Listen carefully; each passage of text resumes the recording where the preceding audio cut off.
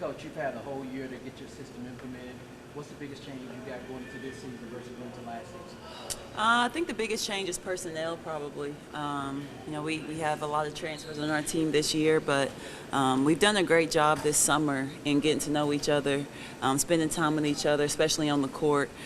We talked about 0 goals for the season this summer. We just wanted to focus on basketball and us being a collective group all summer up to this point. I think we did a pretty good job of that. I like where the team is at. Obviously, we have some things to improve on, but I think for the most part, we're where we need to be. Coach, just how fun was that out there, kind of seeing the community get to see your team, this new team, kind of for the first time? Well, even anytime the community, the city can get a first look at the team, it's going to be special. I think our players were a little bit nervous. This was kind of some of their first experiences of something like this in this type of environment. So it'll always be special when we can bring the city into El Morón. What stood out to you? Excuse me? What stood out to you today? I think just a first look, we practiced a lot, obviously, but I think being able to see our team play, I wish the crowd energy and things like that would have been a little bit better, but sometimes that happens when you have a lot of new faces on both sides. But I think, overall it was a good experience for our team, and all we can do is continue to get better. Hey, Coach, you finished the season strong last season, but yet you got almost a different makeup. So I know you said you got 0 goals going in, but what do you want to do before you get into conference play early in the season, in the preseason? Well, obviously we want to have a good non-conference. We got some heavy hitters coming into Memphis, so have a successful non-conference is number one. But I think at the end of the day, we have to find our identity. We have to find who we are as individuals, and then as a team, and then go into non-conference with confidence.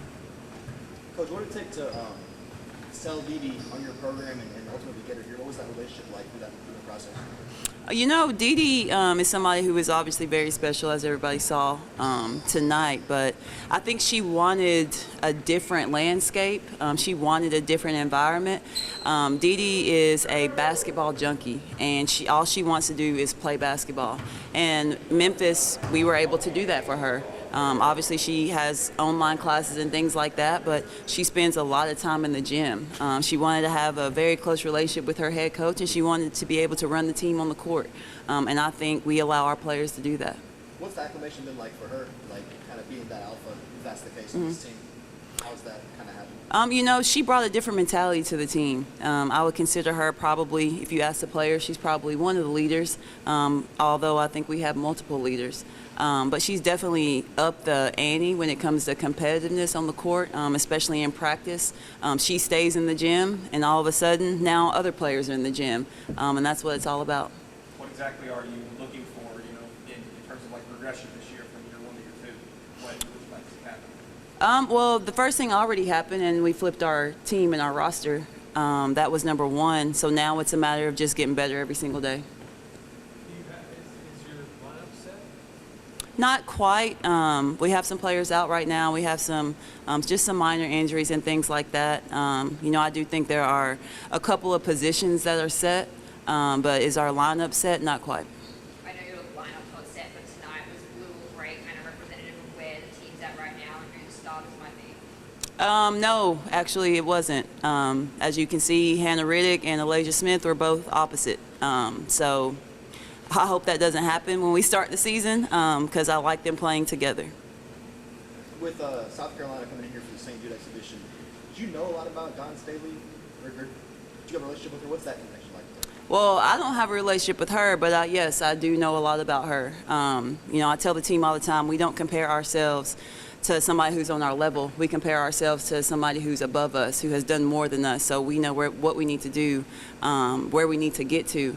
And so I spent actually a lot of time this summer just researching her teams, researching her perfection year this past year and what that year looked like compared to her other years, which weren't perfection. And then I put those stats into our team for this year, comparing that to last year.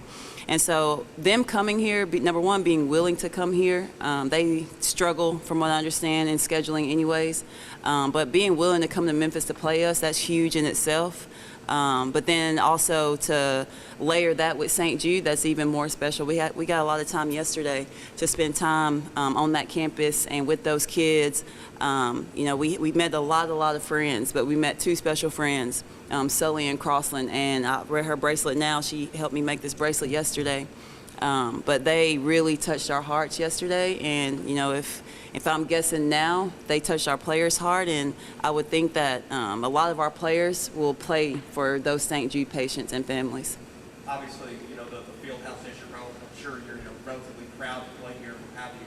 But as you mentioned at the beginning, you are going to have a few opportunities this year to play the FedEx Forum. The women's team has rarely gotten a chance to do that throughout its history. What do you think that means for the program? I think it's huge, and I'm not really sure why that wasn't happening, but, sometimes all you got to do is ask. And our administration supported us 100% when it came to that. And I think our players wanted to play in a bigger venue. We love El Morone. We love how close it is and the excitement and how loud it gets. But one of my number one goals is to try to sell out El Morone when it gets to a point that we have to make some decisions. Got time for one or two more. Coach, I guess with the St. Jude tip-off coming up, just for fans who haven't yet bought their tickets and talking about how much St. Jude touches your heart, what do you want to say to fans to kind of get them to come out to that game and support St. Jude and you guys?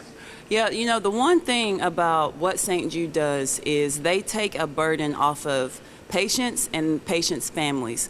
When you talk about the financial burden of treatments and medicines and people who come in from out of town, staying in hotels, they take those burdens completely away from them. So if you don't like basketball, if you don't want to watch Memphis, South Carolina, North Carolina play, spend the money on the tickets just to give back to those families. When you're playing a team like South Carolina, like you said, that went perfect last year, and you're trying to get that gauge where your team's at, do you change anything you're doing to kind of go at them, or do you still kind of play y'all style? How do you approach that, if that makes sense? Yeah, we play our style. I think that's the case with any team that we play. Obviously, we'll do some scouting report defenses and stuff like that, but I think we still play our up-tempo style. We'll still press. I think it's hard to change who you are just because somebody else is coming in. We just have to have a much better basketball IQ.